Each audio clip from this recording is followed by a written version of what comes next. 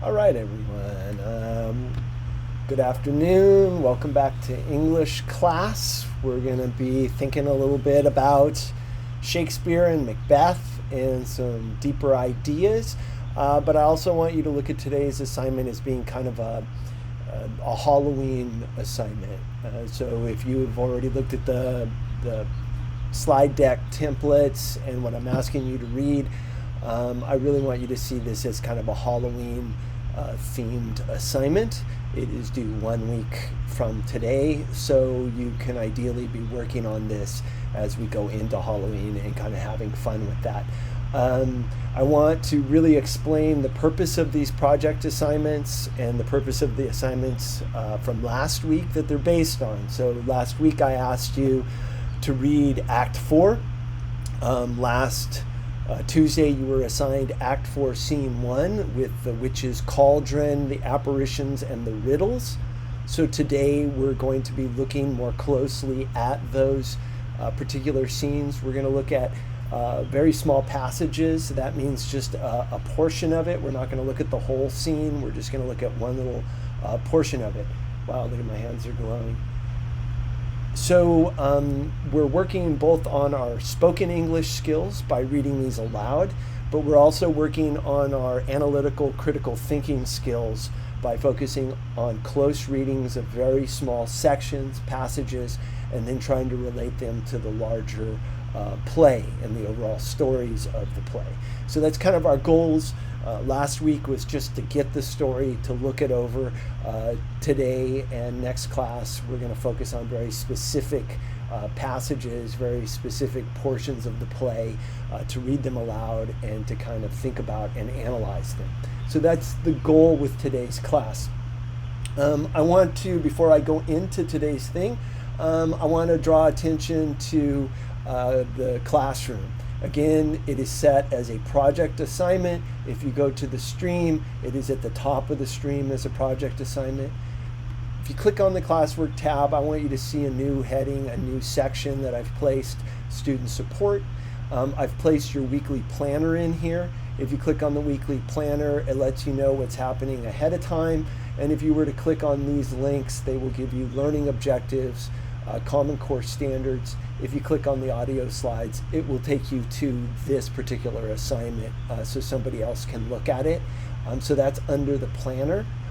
Also, I have added a new section, teacher contact. So I want you to look at this closely. First, if you have questions about your grade or help with a particular assignment, step number 1 is send me an email. I would like it through your Gmail account. Try not to send through Synergy. Synergy is clunky. It sends me a notice to Gmail, then I have to go back, log into Synergy, find your email, send the email back to you through Synergy. Just use your student Gmail account and find me here, Randy_Aliga at pbusd.net. Send me an email.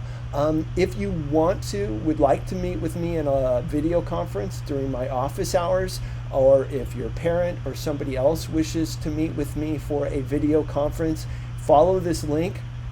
It will take you to this page, which is basically 2 steps. First, I'm going to ask you to set up an appointment. So if you click on it, it takes you to a calendar and it has video conference appointments. They are half-hour appointments between 1:30 and 3:30, so you could see there are 4 of them per day.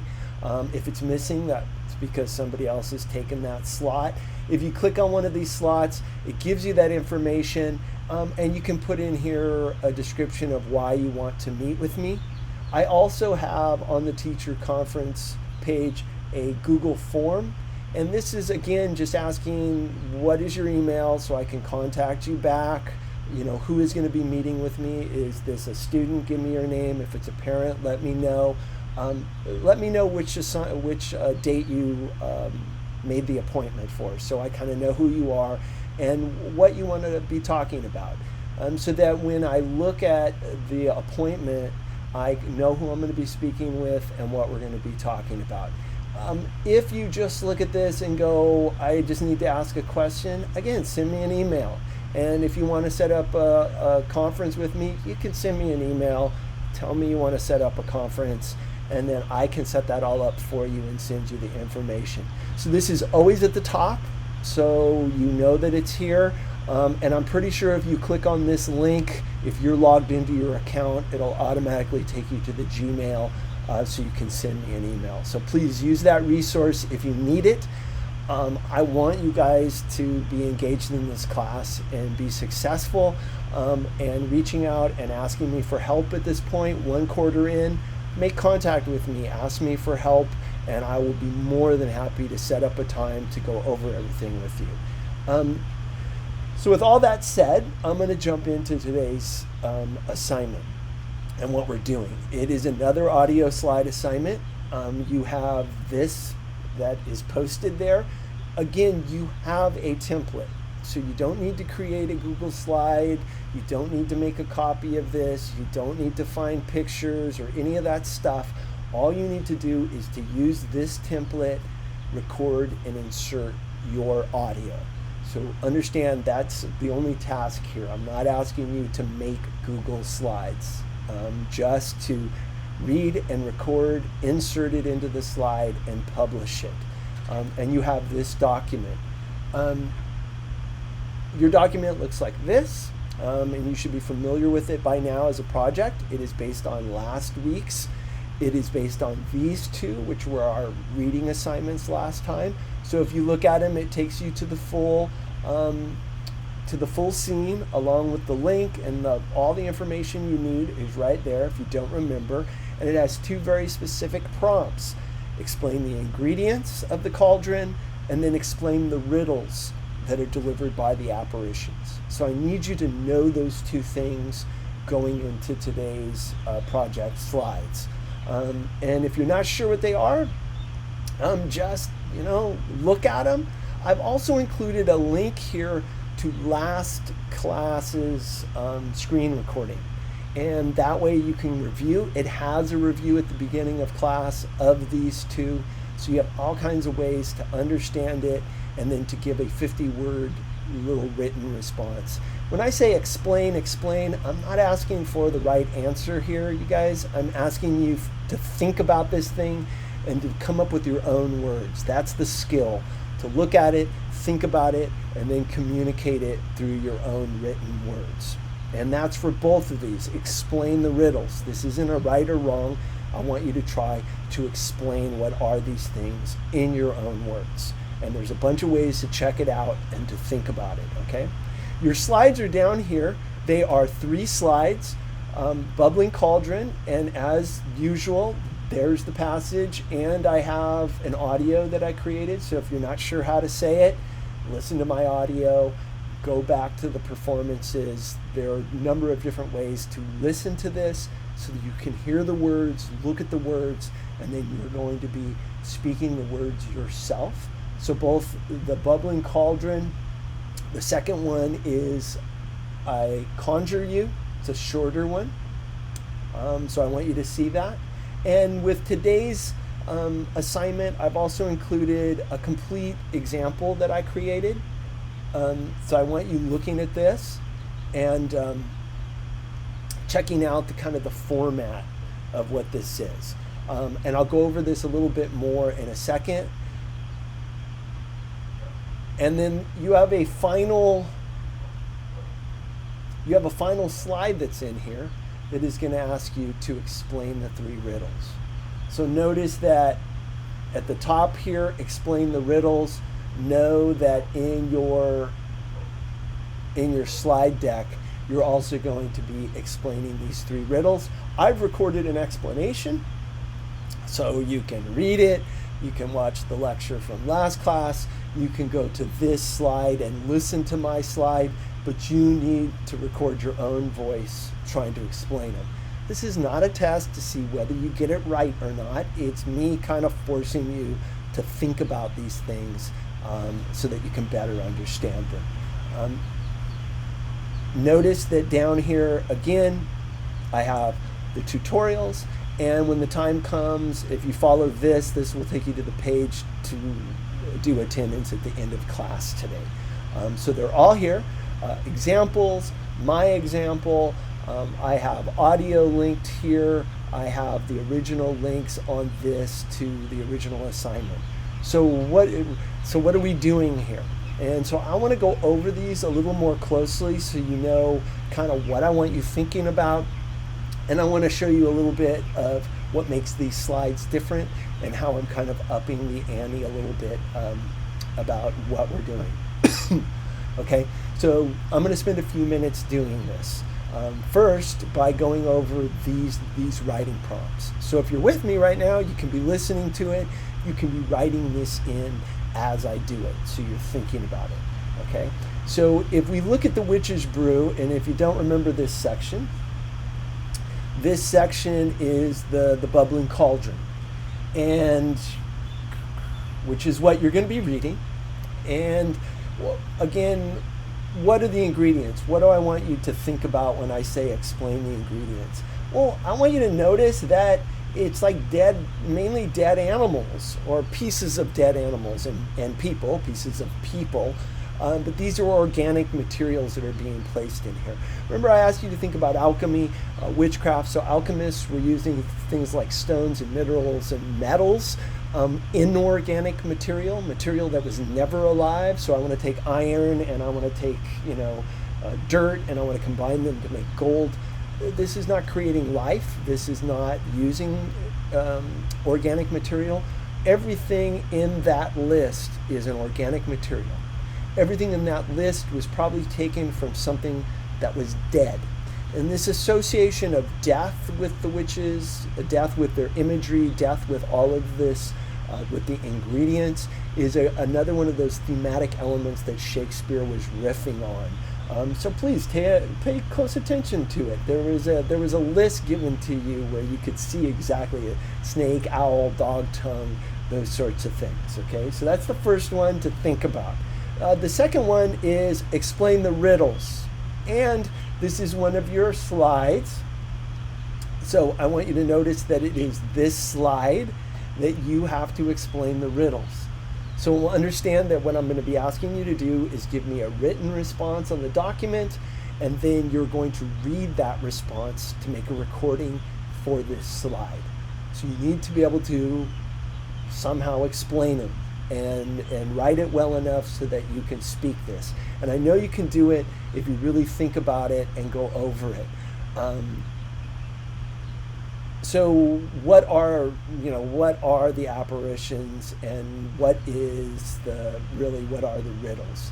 And I'm going to bring this whole thing up and go over it again and again because I really want you to think about this stuff. The document takes you to a link to the performances. So if you can't remember, there's the performances, the apparitions. You can click on either one and look at that. It's all written out. And I have the images, and the images are in your slide, and I'm gonna go over it over and over and over again. First, what is the apparitions? There are 3 apparitions. The fourth are the kings, but we're just talking about the 3 riddles. First one is helmet head, the armored head. Think of it as a knight in armor saying you got to watch out about Macbeth. Second one is the bloody child, who says none of woman born shall harm Macbeth.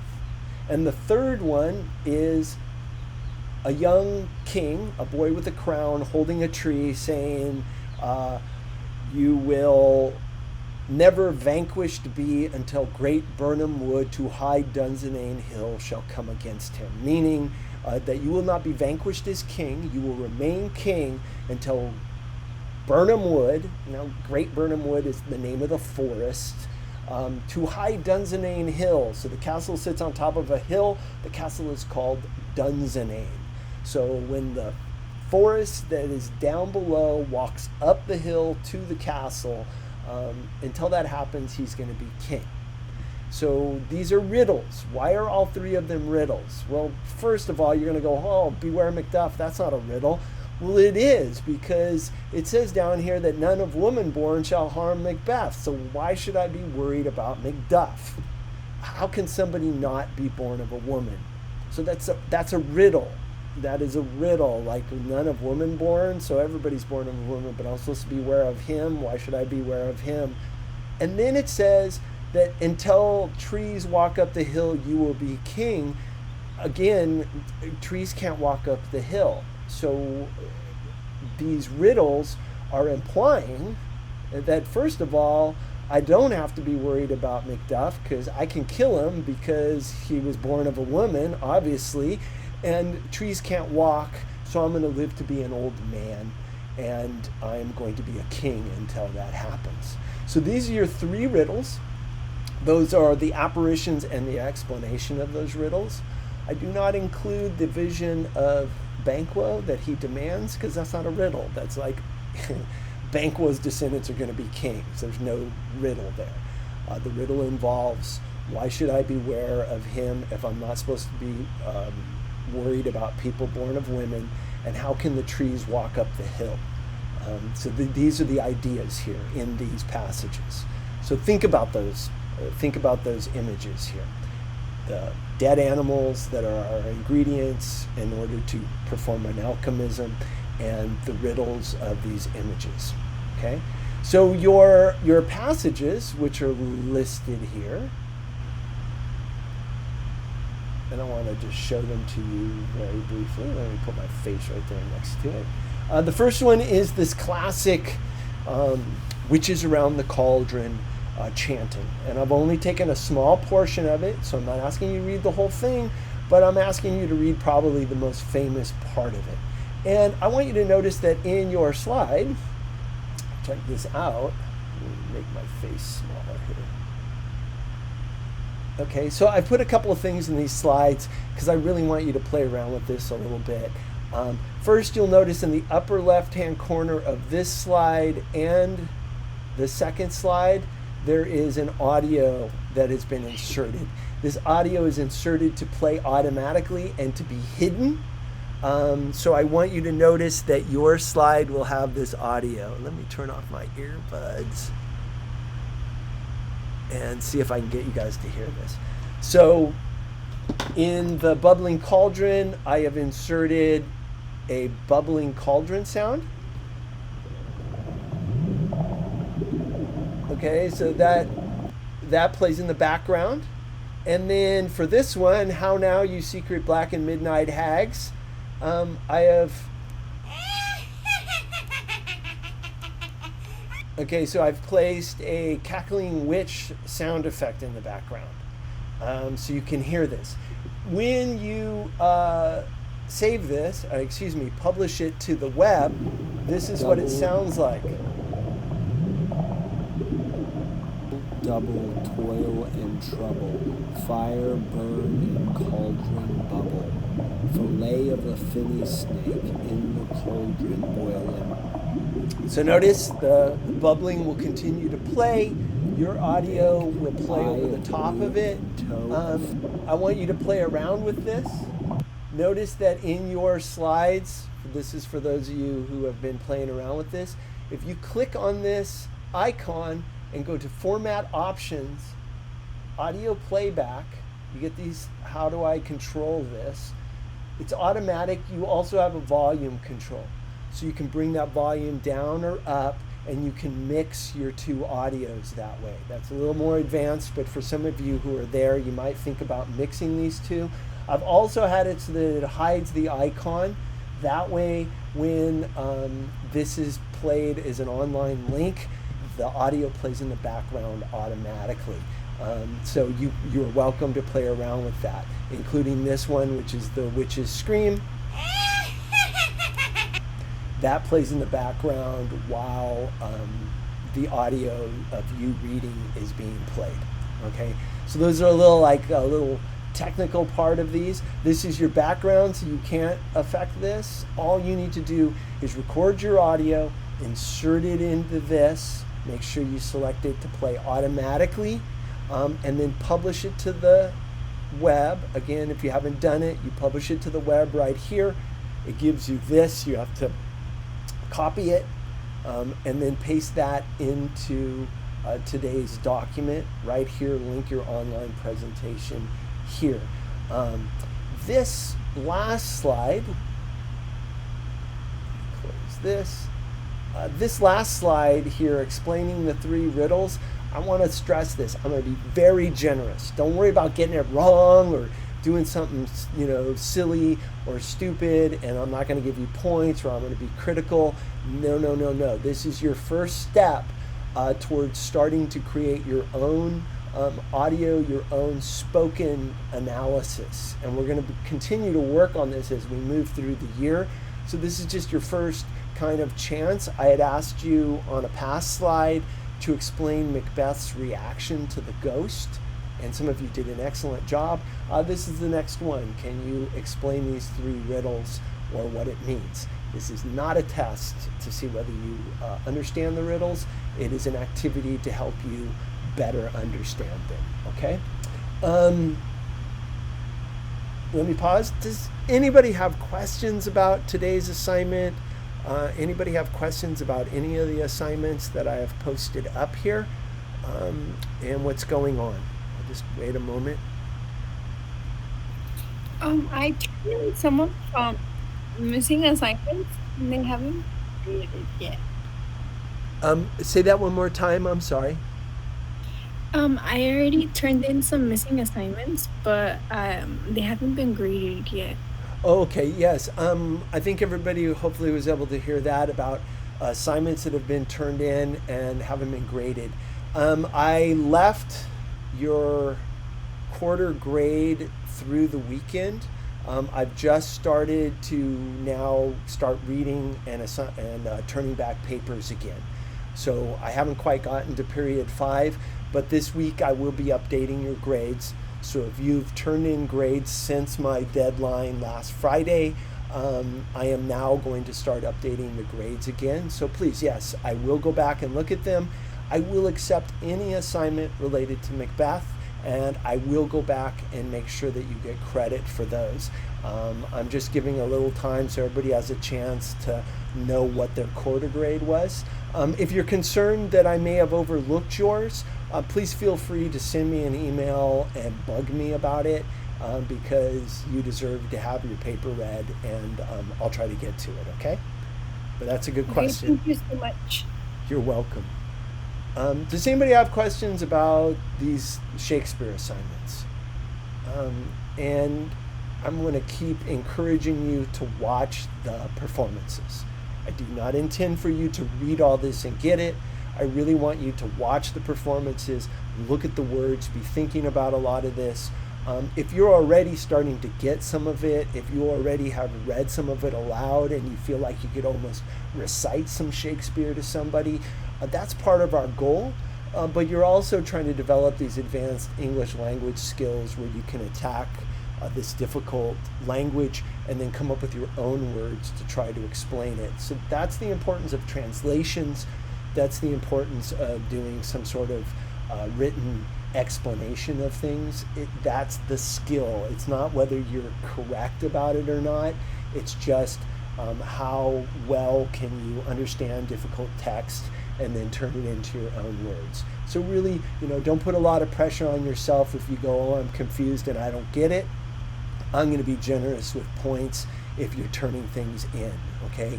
And anything related to Macbeth, if it's out there, I'm going to be trying to encourage you and give you points for that as we move into, our next progress report coming up, okay?